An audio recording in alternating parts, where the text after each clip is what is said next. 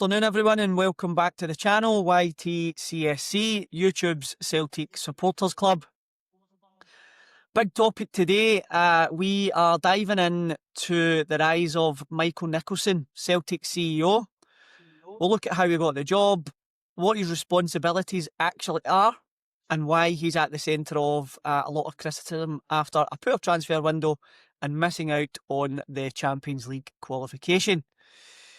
Of course, we're going to talk about the statement coming out of Celtic. We'll not go into that in too much detail. I think it's been done to death. But in my opinion, that was little more than a deflection exercise from Celtic, or Celtic's board. We know things have escalated a bit further. Celtic Supporters Association, the CSA, they met with Nicholson recently and followed that up with a formal vote of no confidence in him. That was also today backed up by another 2 votes of no confidence. So the Celtic fans are getting together. They are voicing their opinion. And that's a huge statement from the supporters today. So we'll unpack that today. As you know, my name is Mark Campbell. I'm your host, and I'm joined today by Robert Brown, who's going to give us his thoughts as we go. How are you, Robert? I'm very well, Mark. Yourself? I'm good, mate. 2 days in a row for you. Unlikely. Yes. I'm eager to get stuck in. Good, mate. Good. Okay, so first of all, before we get started, just want to say thanks to Danny Boy. I'm going to pop a wee picture up here of his grandson. That was the 3rd giveaway that we done. It was the Calmac wallet. He's given his wee grandson the wallet, as you can see here. So well done, me man. I hope that goes up in your wall and you enjoy that. We are doing another giveaway, and I've been going on about this one. So it is the Era top. You've seen me wearing it. It's a cracking wee top. We've got a size 5 to 6 and a size 9 to 10. All you need to do to get into that draw is comment your name, please. Your full name. I'll give you a wee love heart and let you know that you're in the draw. But it's a lovely wee t-shirt, and that's getting given away for free. Okay, let's get into the video.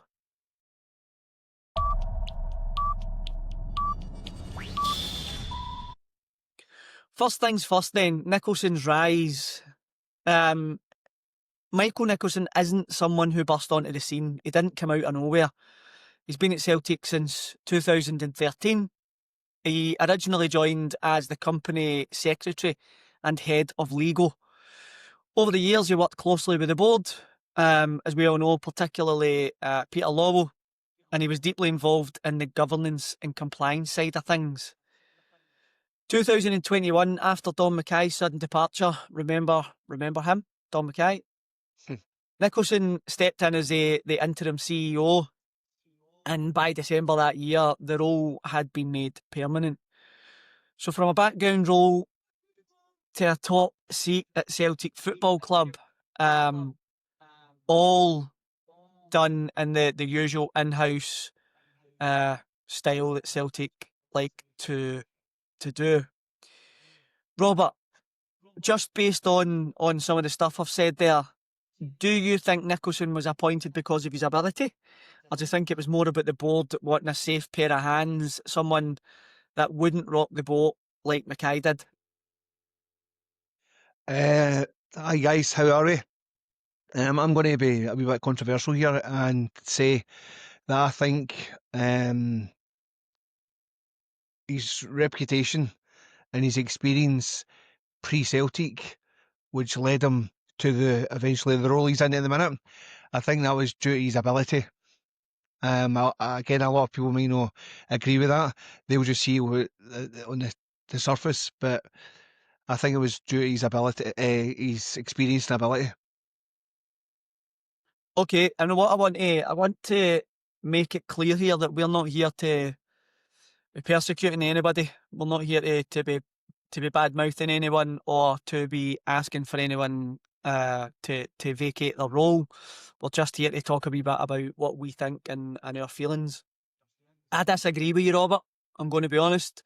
So I don't think he should have been made the CEO of Celtic. I think that was an opportunity for Celtic, and I think what's happened is Don Mackay's come in and he's had so many new ideas and wanted to push the boat out and change Celtic that they have absolutely bottled it. and they've went and got a yes man.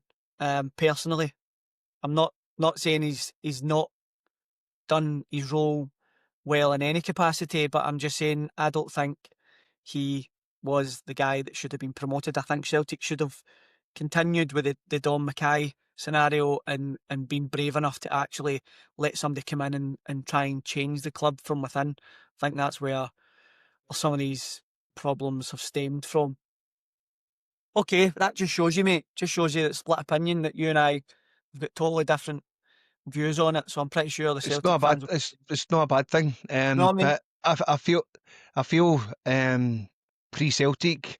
I don't know if you're aware, but he was actually a solicitor, Yep. and he was actually headhunted to go to Celtic, based on the experience, and he was actually a lot of which I'm led to believe he was a lot of mitigation legal side of Celtic for the players' union. So he represented a lot of them pre the first role that he received before Dominic Mackay.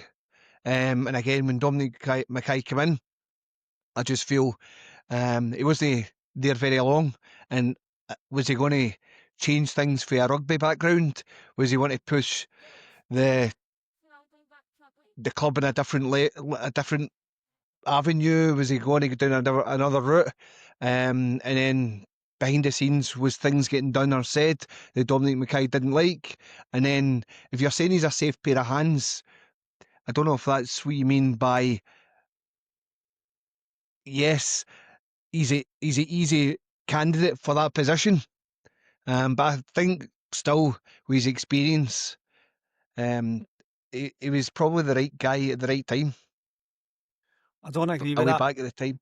I don't, because he's not ran a football club in that way. And I know Dom Mackay, you're talking about a rugby background, but he's come from a sporting background where he's went Mm-hmm. in and shook things up. And yeah, he might have been a good lawyer and he might have mitigated really well, but where is the experience in actually running a football club? Where is experience in understanding football strategy, transfer strategy?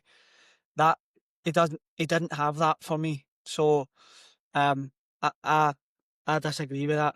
I don't think he was the right guy. I think we needed somebody and I know what you're talking about when you're saying Mackay came from a rugby background, but he came from a sporting background, and Mm-hmm.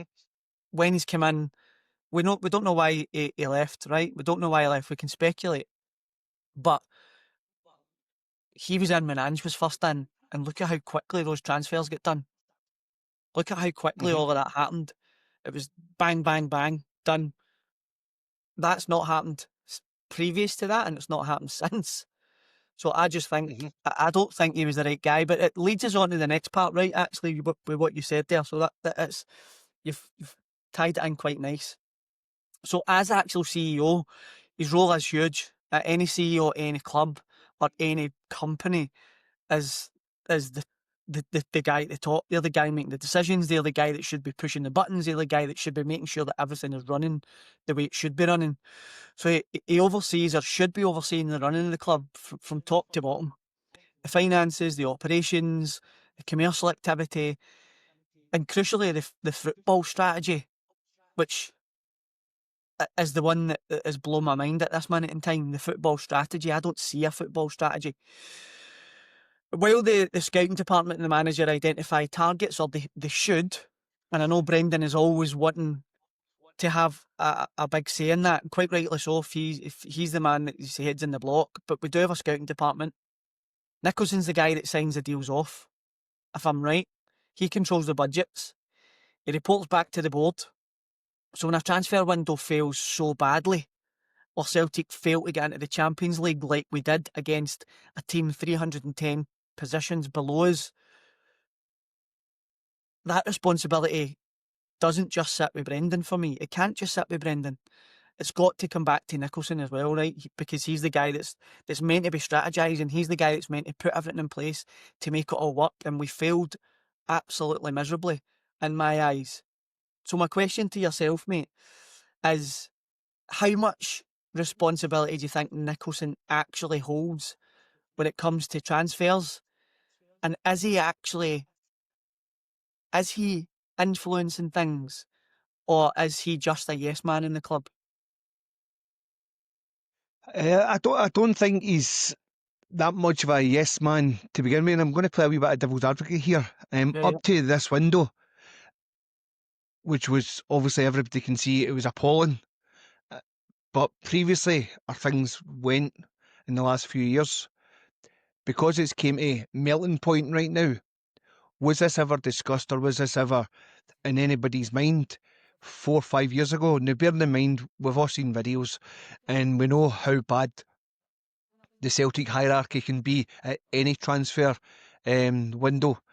We know we're not always the first, to be fair, as you quite rightly says. When Ange come in, the transfers or the people that he was looking for, the Japanese contingency, they all come in, bang, bang, bang, bang. But I think, to answer your question, I think the blame lies across the board.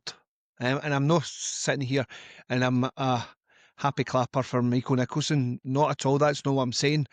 But I'm definitely feel that the onus is on everyone connected. And just what you said there with regards to Brendan, do you feel some of the signings that's come in that Brendan has signed off on as a manager? Because remember, he's got to develop them. He's got to work with them day in, day out.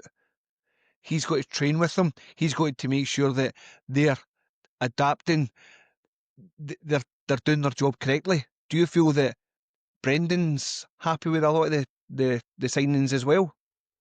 so I'm going to Bearing in put mind a a lot of pin them in were that after one, the right? window.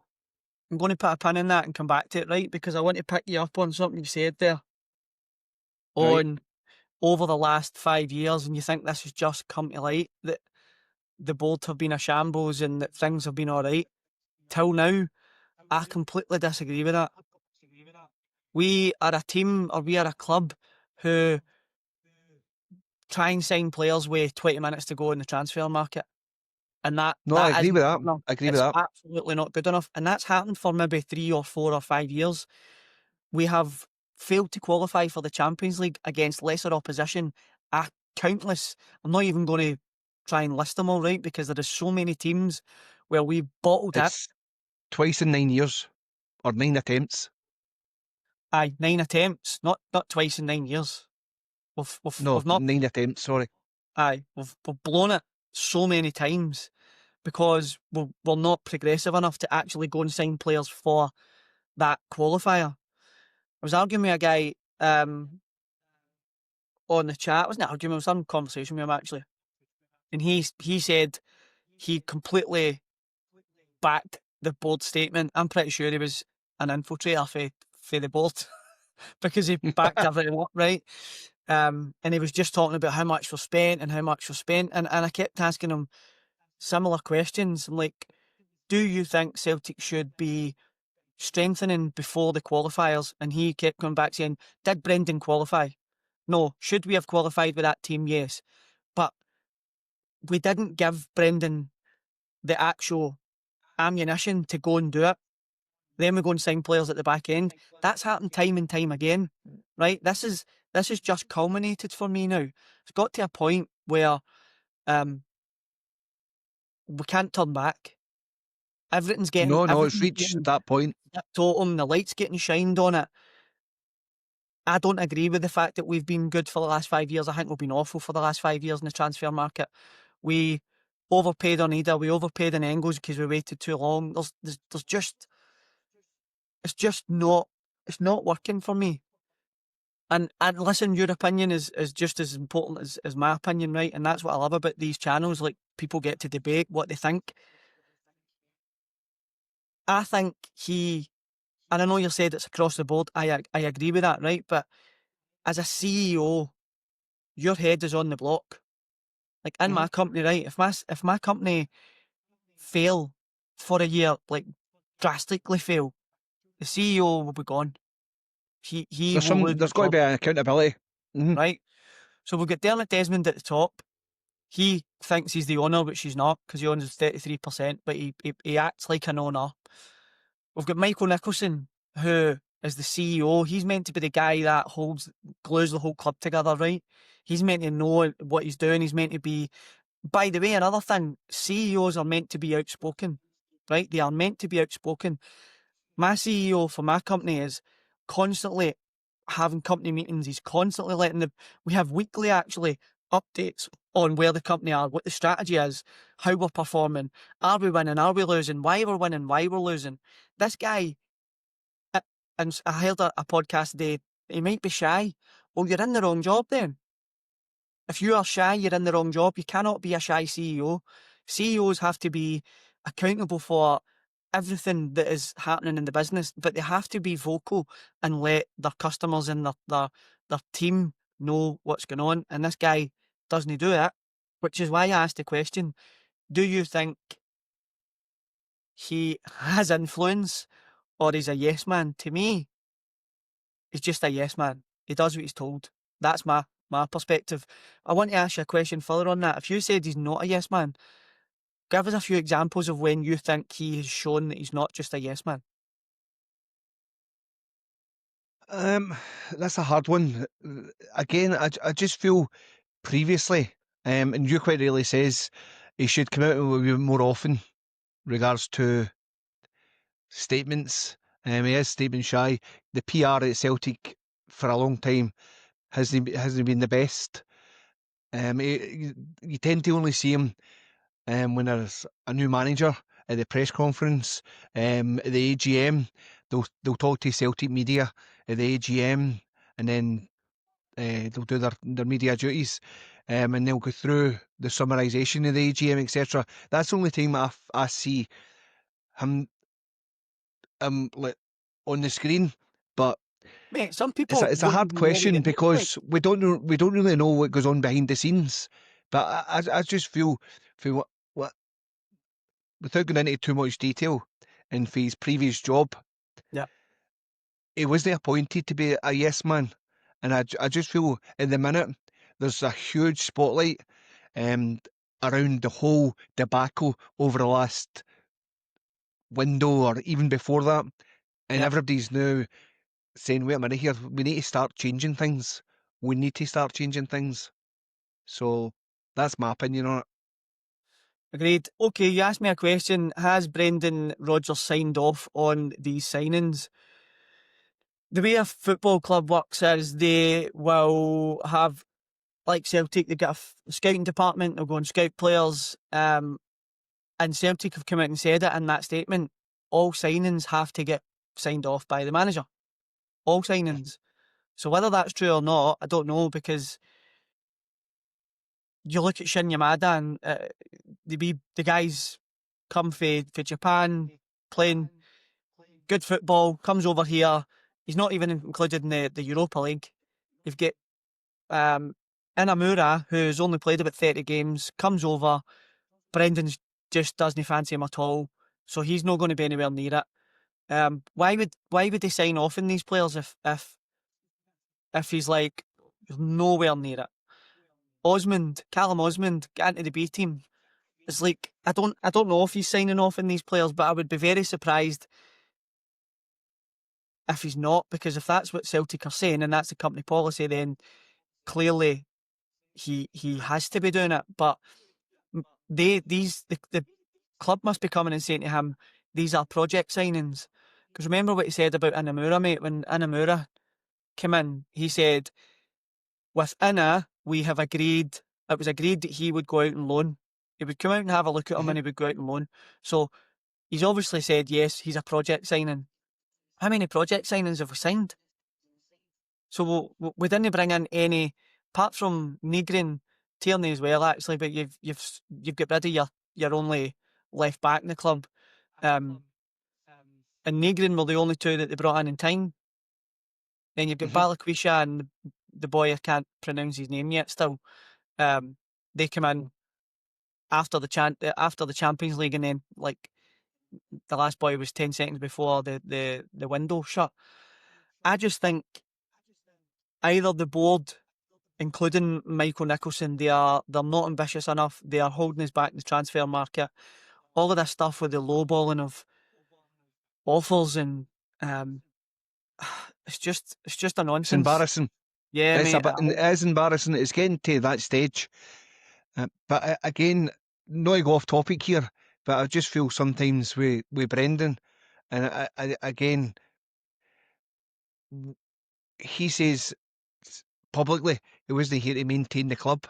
Yeah. At the moment, and I think we touched on it last night, he is maintaining it because he's got nothing else to do because of the players or the personnel he's got. So whether he's Probably signing not off even these players, maintaining the now, mate. he's at the minute he's not pushed us forward. No.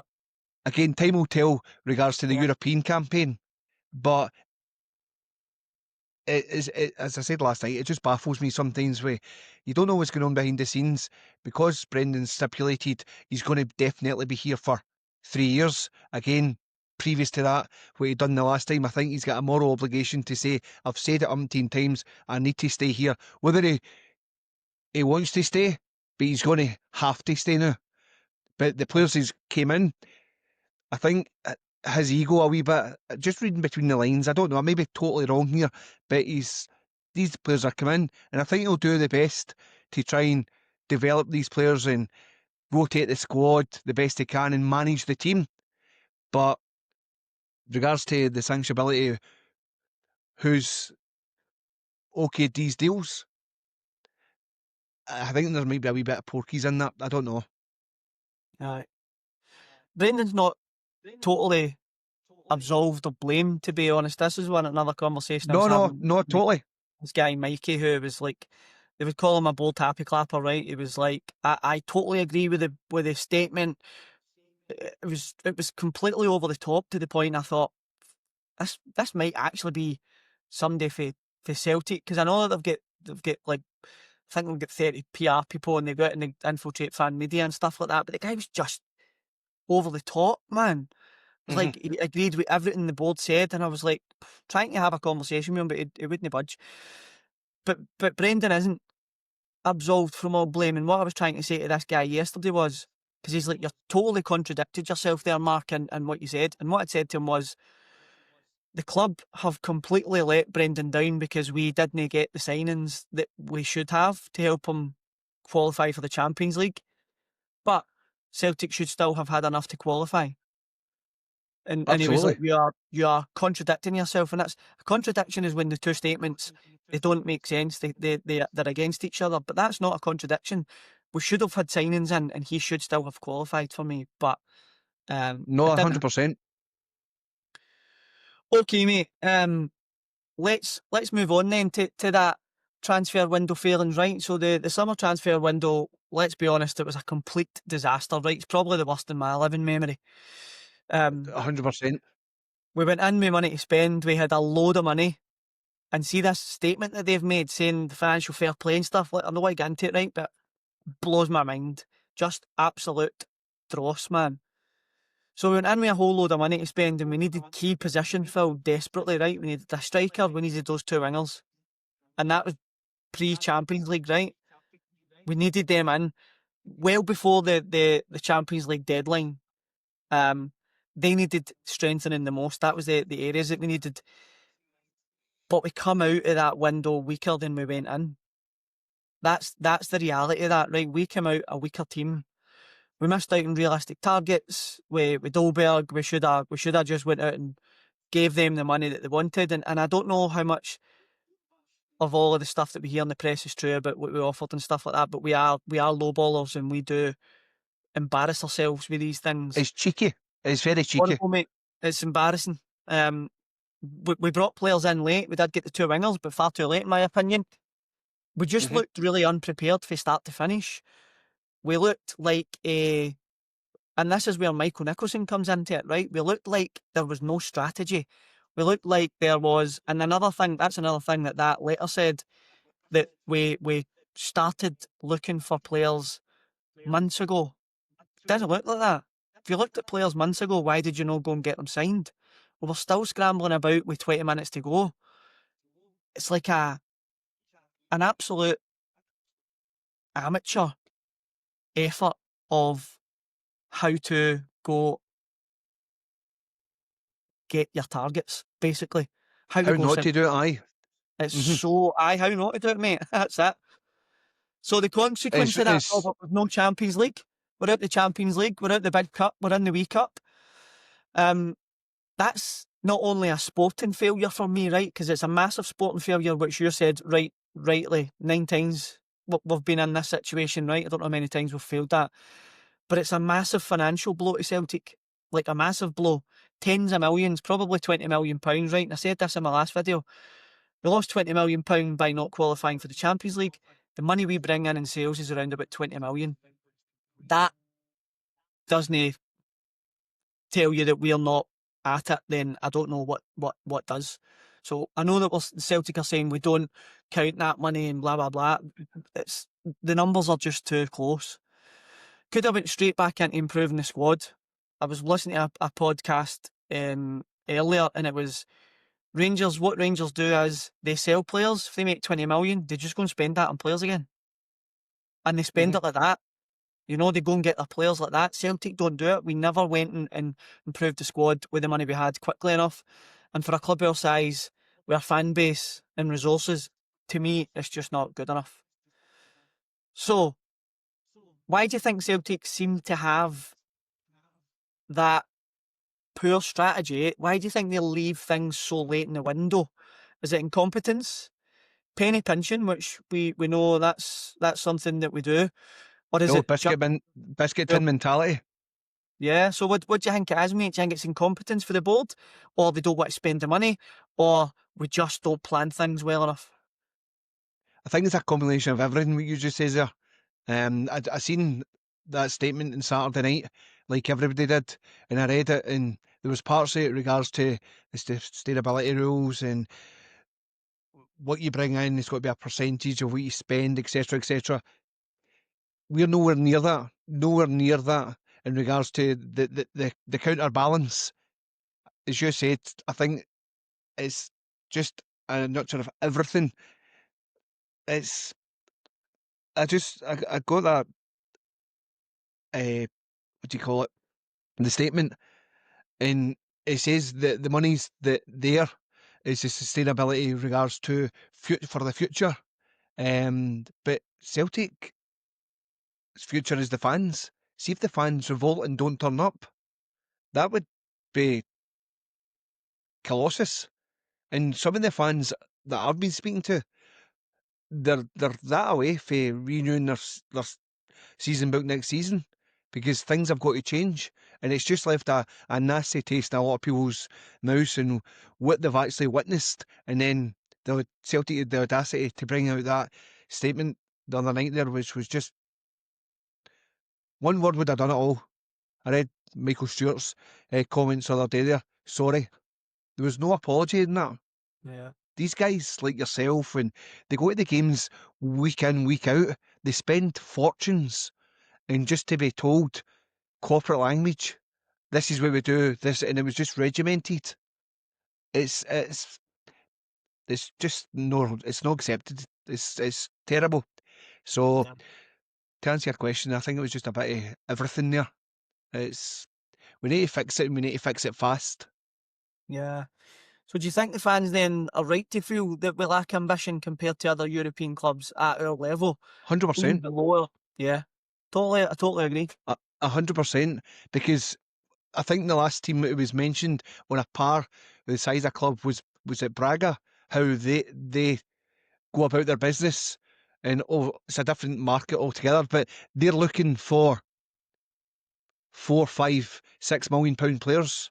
They'll develop them, but again, because it's a different market, they'll get a higher sell-on fee.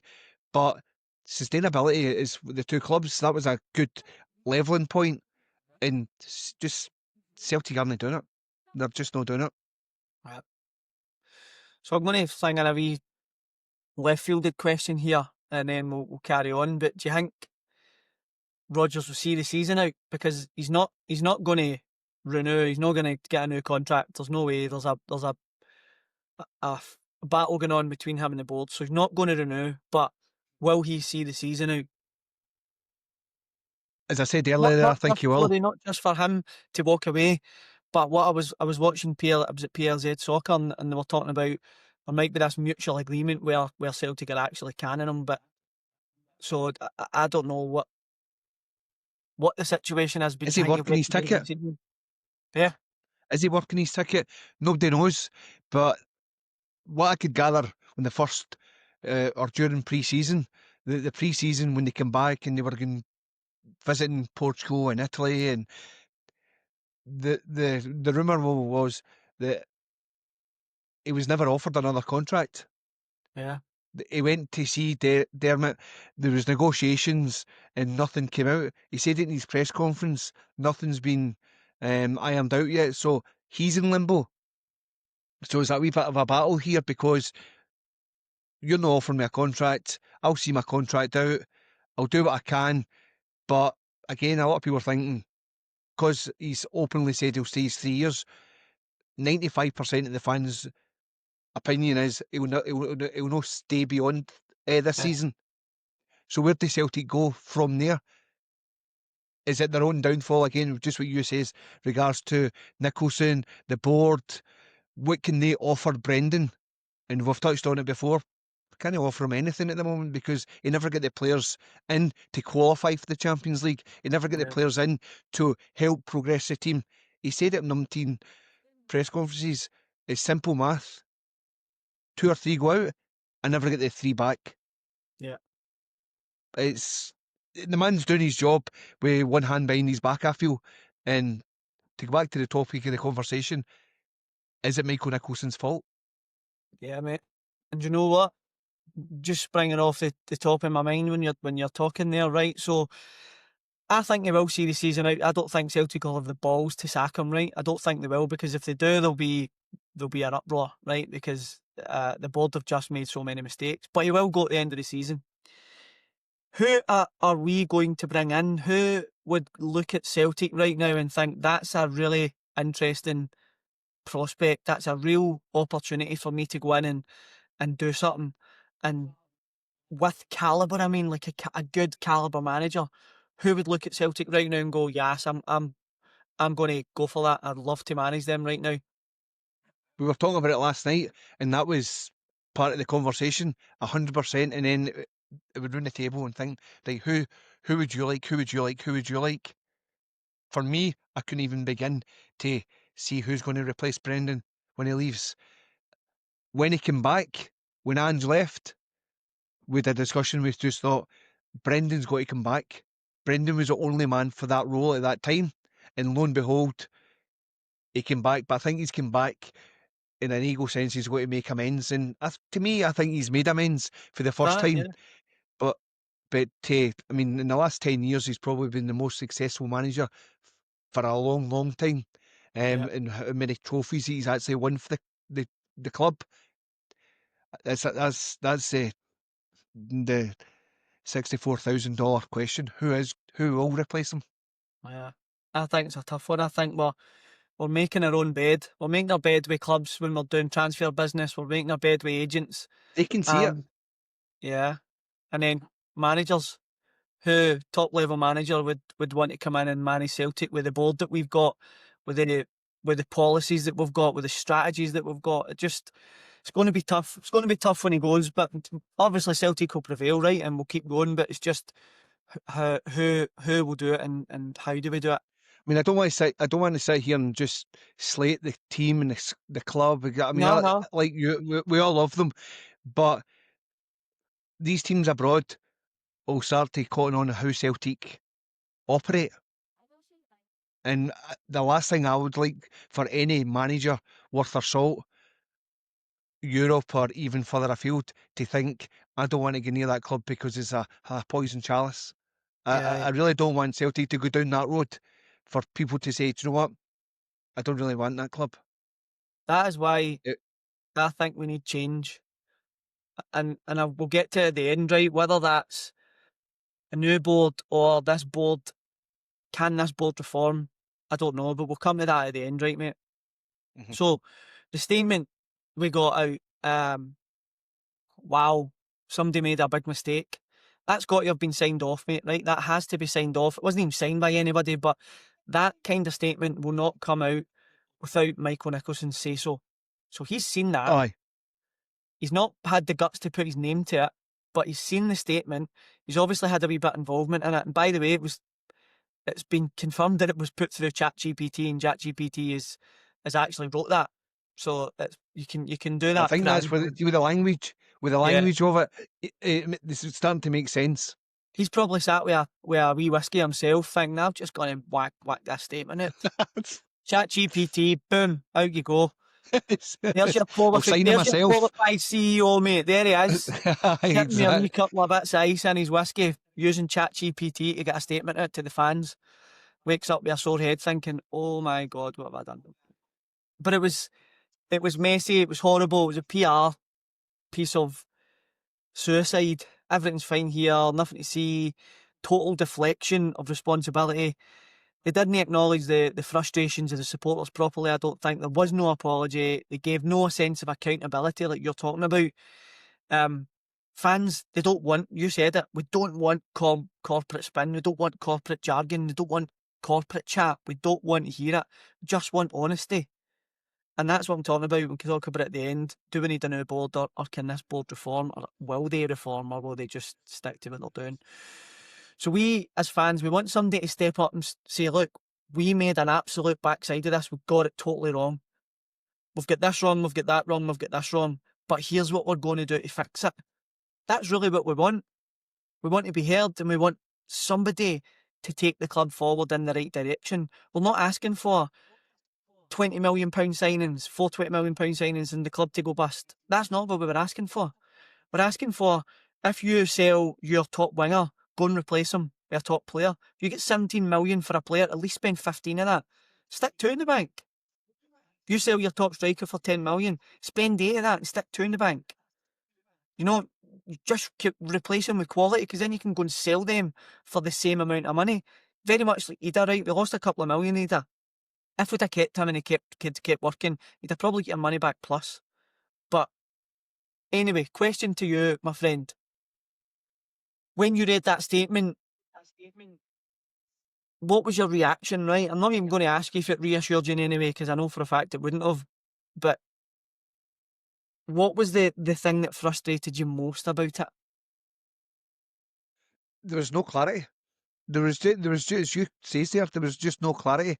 It was just regimented spin. That's all it was. This is what we do. This is what we're going to do. This is how we operate. This is how we're going to sustain the club.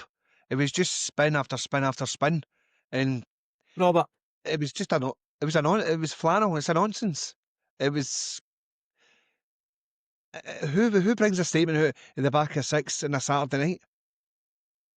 As you said, maybe yeah, Michael Nicholson through with a wee the dram. Ireland game, during the Ireland game, mate. And you know what they were saying? They were saying it's so the Irish would miss it. Do you see Big Ida's goal? Seen it, aye, done well.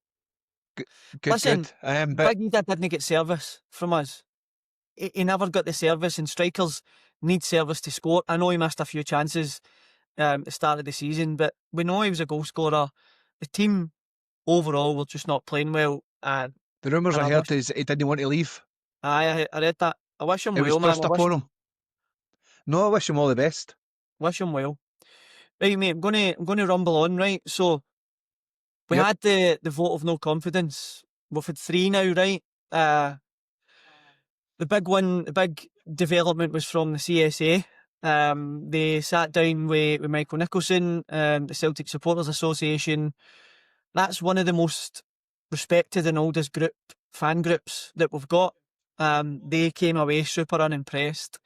So unimpressed, in fact, that they formally declared a vote of no confidence in him, right? That's significant. They started the ball rolling. We got another 2, so you've had 3 today in total. It's not really just online chatter. It's organised Celtic supporters taking a formal stance with the CEO that they have lost trust in him, right? So when supporters associations move like that, it normally sends a strong message to the board. Mm-hmm. I know, and I hear people talk about it all the time, you cannot force a board out, you cannot sack the board. What you can do, mate, is you can light a fire under them, right? And you can keep that fire burning until it starts to burn their feet long enough to make them really, really, really, really uncomfortable. Either 1, they listen, 2, they change, or 3, they go. But something has to happen. So for you, mate, how big a deal do you think that vote of no confidence is? And do you think it's symbolic, or do you think we could put pressure on Nicholson and the board? My personal opinion would be, I think their egos they'll no move. They'll just no move. But hopefully the message is starting to get across to say the working man in the street that invests hundreds and hundreds of pounds into the club, season in, season out, this has got to be accounted for. This has got to be taken into consideration for me. You've done it yourself. You could take your kids to Celtic Park this Saturday, and it costs fortunes. The vote of no confidence, this must, in my opinion, be adhered to. As you say, if it's going to set the fire for this board, Michael Nicholson, Peter Lawwell, is it going to get them their acts together? Is it going to get things moving? Yeah. The next 6 months, 7 months, approaching the January window. God forbid, I just hope they don't make this same mistake in January, because there's going to be riots. They cannot. What's the word I'm looking for? They just can't do that to the fans. They just can't. So to answer your question, I feel the board will stay where they are, but they'll not. I don't think they've got to change their direction, and the no confidence, that says it all. That says it all for Do you me. think Nicholson underestimated the mood of the supporters when he met the CSA and the other? Without a doubt. Yeah. But you know yourself, these guys are trained to deliver certain messages in a certain manner. It's the average man in the street can only take 40% of what he's saying, and he'll think, "Do you know what? I can read between the lines. You're just going through the motions." And I think it can be quite cheeky sometimes. And the Celtic fans, or the CSA, and they've had enough. They've had enough. So times have need to change, and it needs to change pretty soon, I feel. Well, it is happening, mate. This is the start of a bigger movement. You can see Celtic fans coming together, and they're coming together in their numbers. There's lots of Celtic fan media that are doing a really good job in uniting people. There's lots of fan groups getting together, and they are demanding change now. They're demanding change from our club. We are not asking to put the club into jeopardy. We are not asking to put our club into any financial trouble. We're asking to be brave. We're asking to grow. We're asking to step into the 21st century as a football club. Update the stadium. Give it a bit of paint. Do something to it that's not been touched in so long. Like, get the ticketing scheme sorted out. They don't care. There's so much that they could do, little bits that they could do that they just don't. And it's got to the point now where the Celtic fans, who are the customers, are so unhappy. They are demanding change from the top of the club. Oh, absolutely. And it'll have to happen. So another question then I'm going to ask you then, in your opinion, everything that we've spoken about, right? And I know that you were saying that he was potentially the right man for the job at the time, which is fair enough. After everything that you know that has happened with Celtic, is his position untenable, or do you think he can ride this out?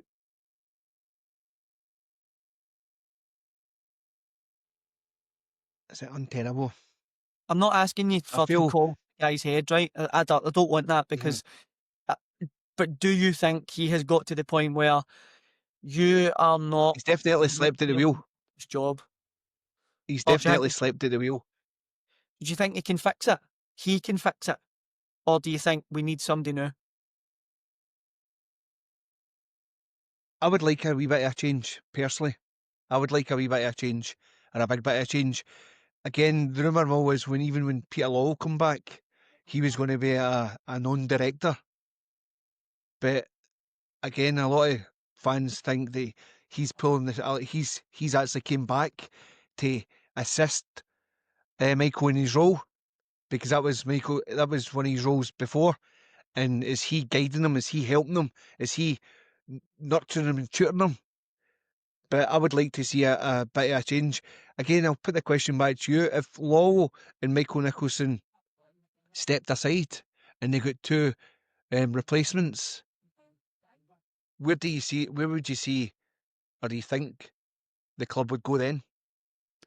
So firstly, I'll touch on Lolo is the puppet master all day long.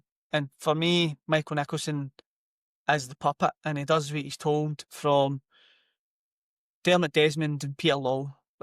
That's how I see it, right? And I'm not dissing the guy, right? He's on a huge chunk of money. If he offered me it, would I do it? Aye, of course I would do it because it's a lot of money.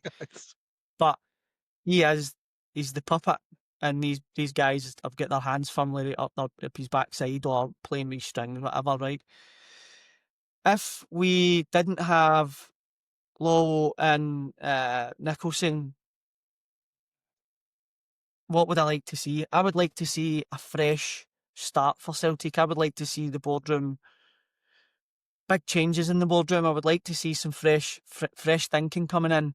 I would like to see Celtic go and bring in a CEO who has done this before, but done it at this environment, this futuristic environment, not back when McCann was about, right?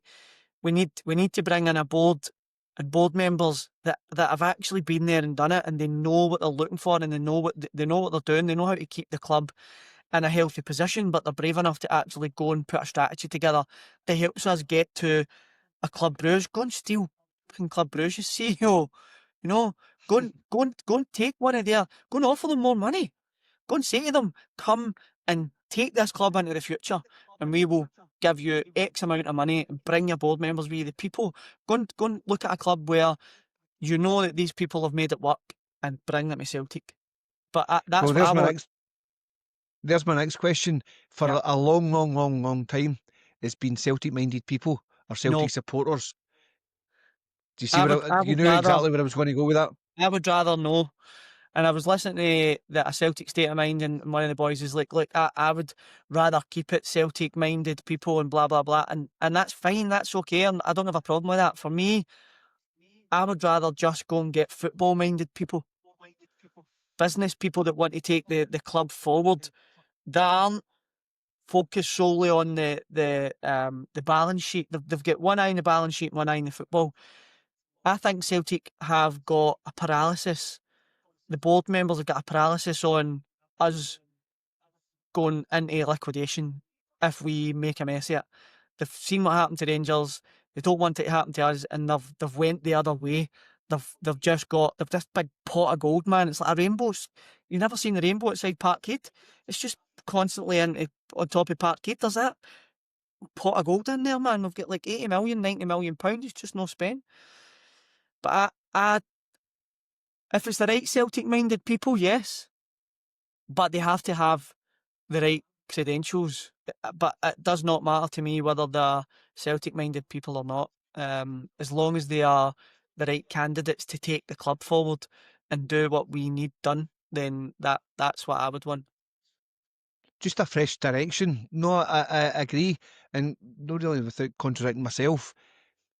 But the present board, the question you asked earlier there, can they try and resolve this? Can they try and pull their way back for what's happened in the last few months? I would like to think so, because these are the people in the past and currently running the football team or running the club. But I think, as I said earlier, there's a few people that maybe been in their positions too long, and they've Yeah. definitely slept at the wheel. Because you know yourself, people can become complacent. They Yeah. can become uh, stagnant. Any word that you're looking for there, and one eye's definitely been taken off the ball. And maybe, as you said, I'm going to see these fan groups. Is it going to give them a rocket up the jacksie? You never know. I'm hoping the board or the people at the helm, the hierarchy, are going to come to some sort of realisation to say, the fans aren't going to stick for this. They're just not. But we'll I see what think it's too happens. late for Nicholson. I do. I think it's too late. I think it's too late for a few of them because I don't think the fans will accept it now. I would love for our board to reform. I would love for nobody to lose their job. I would love for these Celtic-minded men who've been there for so long and have done so much for Celtic to go and get their finger out their backside and modernise and become what we need. But I do not think it will happen. And I don't think, even if they said they were going to do it and they had all the intentions to do it, I don't think the Celtic support would stand for it. I think they're going But to bearing in mind, as force you for quite it. rightly said, bearing in mind they've made a lot of money for Celtic. Personally, they've made a Aye, lot of money. So it's going to be hard for any of those board members to walk away because, as you quite rightly says, they earn a good chunk of change. So I don't yeah. think it's going to be easy, an easy decision in the next 2 or 3 years for these people to say, do you know what, I'm going to pass the baton on to somebody now. Maybe sooner than But that, mate. 2 3 years that will not. They'll never last 2 3 years with what I think's coming. There's no way. If Celtic fans are uniting and doing what they're saying they're going to do, there is no way you would last in a job. Michael Nicholson must be struggling to sleep at night now, and it's only just started.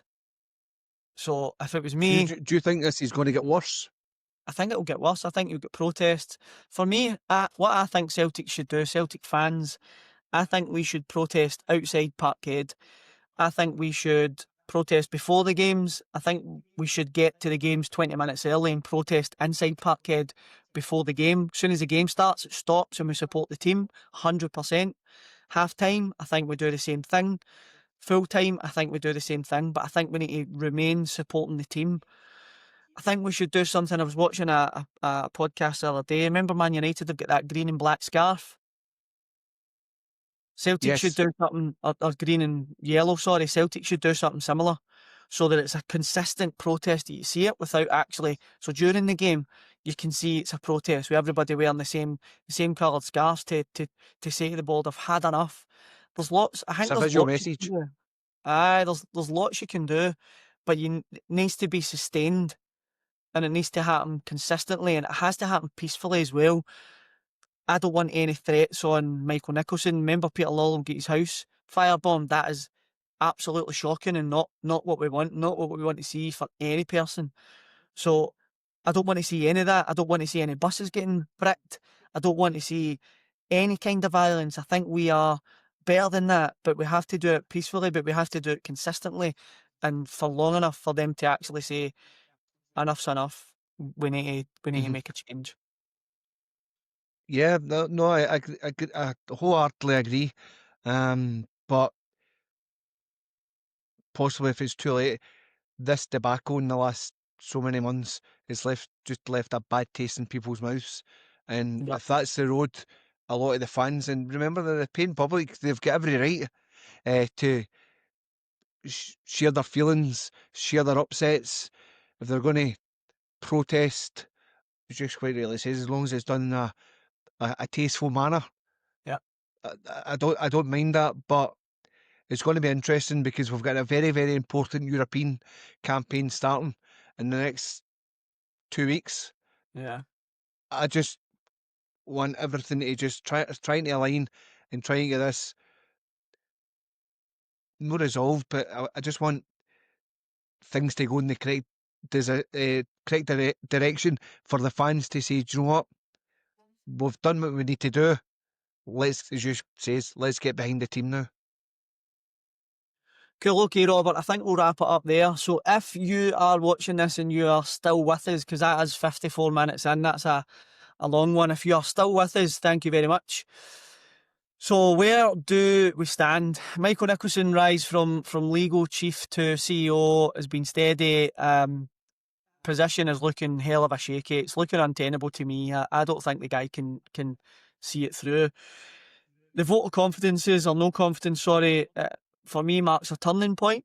It just shows you how deep the frustration runs and how long it's been running with the supporters.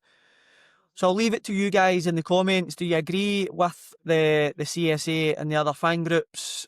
Should Nicholson step aside, or can he win back the trust of the fans? Let's hear from both sides. If you do think he can win us back, then let us know, and if you don't, let us see that as well. Massive thanks to Roberto. Robert, thanks very much for joining me. I really appreciate you coming on and helping me out with this one.